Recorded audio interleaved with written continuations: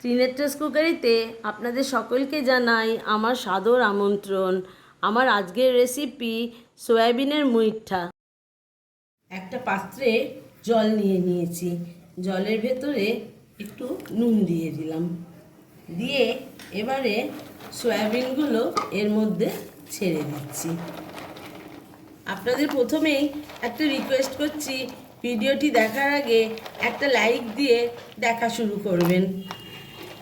সয়াবিনগুলো জলের মধ্যে দিয়ে ঢাকা চাপা দিয়ে অন্তত 5 থেকে 8 মিনিট সেদ্ধ করে নেব। সয়াবিনটা ভালো করে সেদ্ধ করে নিয়েছি, নিয়ে 3-4 বার জল দিয়ে ধুয়ে নিয়েছি, নিয়ে এবারে ভালো করে জলটাকে চিপে বের করে তুলে নেব। এই রেসিপিতে জলটা কিন্তু খুব ভালো করে চিপে নেবেন, কারণ জল থাকলে আপনার মুইঠাগুলো ভালো হবে না। এবারে জলগুলো দেখুন সব ঝরিয়ে নিয়েছি। একটা মিক্সার জারের মধ্যে এই সয়াবিনগুলো দিয়ে অল্প অল্প করে দেব, দিয়ে এটাকে পিষে নেব। তবে একদম মিহি করে পিষবেন না, কিমা যেরকম হয় সেই রকম করে পিষে নিতে হবে।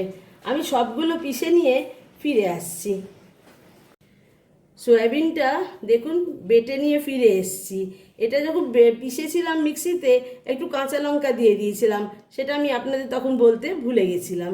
কাঁচা লঙ্কা দিয়ে এটা বেটে নিয়েছি। আর দেখুন একদম প্লেন করিনি, একটু কিমার মতন দানা দানা আছে। এবার এর মধ্যে আমি কিছু মশলা অ্যাড করব। এখানে 1 টিস্পুন জিরের গুঁড়ো দিলাম।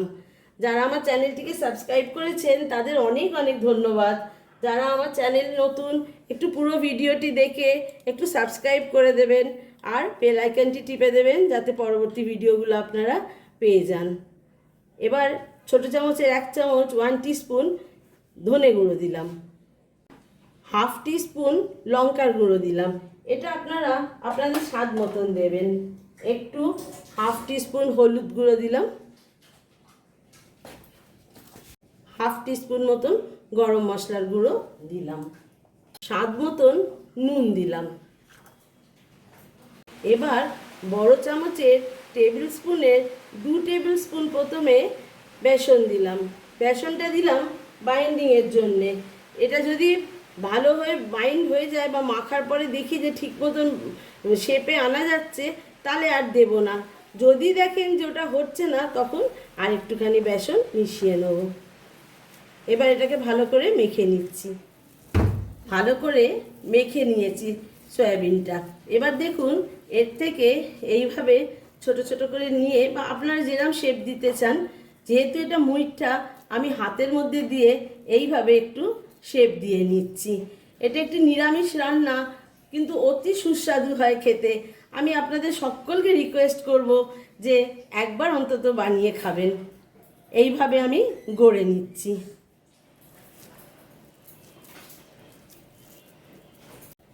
সবগুলো গড়ে নিয়ে ফিরে আসছি। সবগুলো গড়ে নিয়ে ফিরে এলাম। এবার এগুলো আপনাদের ভেজে দেখাচ্ছি। কড়াতে সর্ষের তেল দিয়েছি, একটু গরম করে নিয়ে তেলটা তারপরে ছাড়ছি। প্রথমে সবগুলো ছেড়ে দেবেন না, একটু ছেড়ে দেখবেন যে মুইঠাগুলো ছেড়ে যাচ্ছে কি না। যদি দেখেন ছাড়ছে না, তাহলে পরে সবগুলো ভাজবেন। যদি দেখেন ছেড়ে যাচ্ছে, তাহলে আরেকটু বেসন মিশিয়ে নিয়ে একটু বাইন্ড করে নেবেন। দেখুন ছাড়ছে না আমারগুলো, তার মানে আমার এখানে 2 চামচ বেসন লেগেছে। আপনারা একটু দেখে নেবেন আপনাদের কিরম কোয়ান্টিটি হিসেবে কতটা লাগবে। এইভাবে একটু লাল করে ভেজে নিলাম, নিয়ে তুলে নিচ্ছি। বাকি মুইঠাগুলো ভেজে নিচ্ছি। এবারে দেখুন আমি অনেকগুলোই একসাথে ছেড়ে দিচ্ছি। সবগুলো ভেজে নিয়ে ফিরে আসছি। সব মুইঠাগুলো এইভাবে ভেজে নিয়েছি। এবারে পরের স্টেপে যাচ্ছি। আলু এইভাবে কেটে নিয়েছি লম্বা করে। এবার এগুলো তেলে ছেড়ে দিচ্ছি। যে তেলে মুইঠাগুলো ভেজেছিলাম, সেই তেলের ভেতরেই আলুগুলো ছেড়ে দিলাম।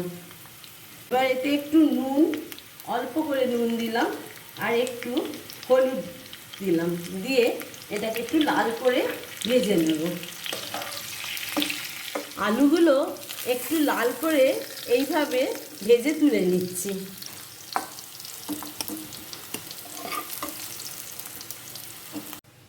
এবার ওই আলু ভাজার তেলেতেই দুটো তেজপাতা, দুটো শুকনো লঙ্কা আর 1 টিস্পুন গোটা জিরে দিয়ে দিলাম। ফোড়নটা একটু ফুটে গেলে তাতে দুটো টমেটো কুচিয়ে দিয়ে দিলাম। এবারেতে 1 চুটকি হিং দিয়ে দিলাম।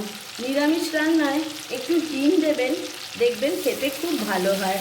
এটা একটা অতি সাধারণ রান্না, আর ত্রিনেত্রাস কুকারি তো আপনাদের জন্য সবসময় সিম্পল ইনগ্রিডিয়েন্টসে ডেলিশিয়াস ফুড নিয়ে আসার চেষ্টা করে।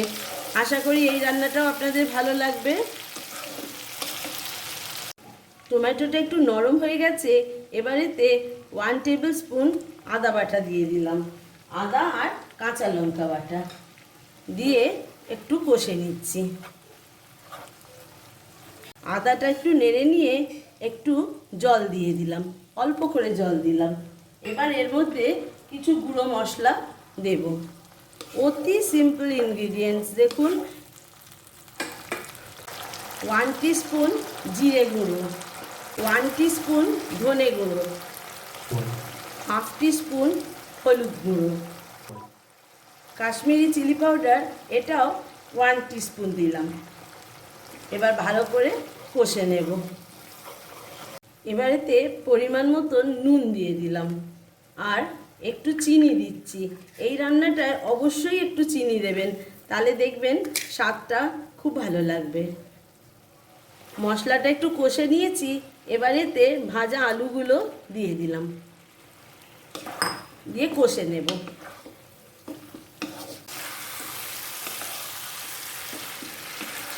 আলুটা এইভাবে ভালো করে কষে নিচ্ছি। আলুটা কষতে কষতে দেখুন সেদ্ধ হয়ে গেছে। এইবার এতে একটু জল দিয়ে দেবো। আমি এখানে গরম জল দিচ্ছি।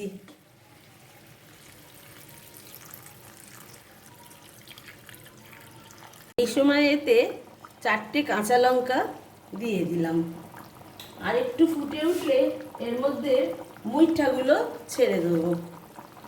আপনারা যেরকম ঝোল রাখবেন সেই অনুপাতে জলটা দেবেন।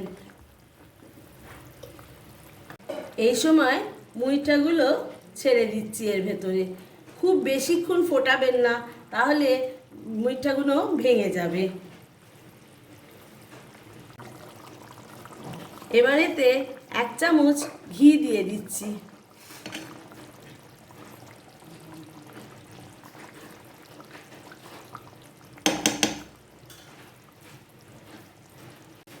এবার একটু গরম মশলার গুঁড়ো দিয়ে দিচ্ছি। আমার রেসিপিটা আপনাদের কেমন লাগলো একটু কমেন্ট সেকশানে লিখে জানাবেন। একটা লাইক দিয়ে দেবেন, একটু শেয়ার করবেন সবার সাথে।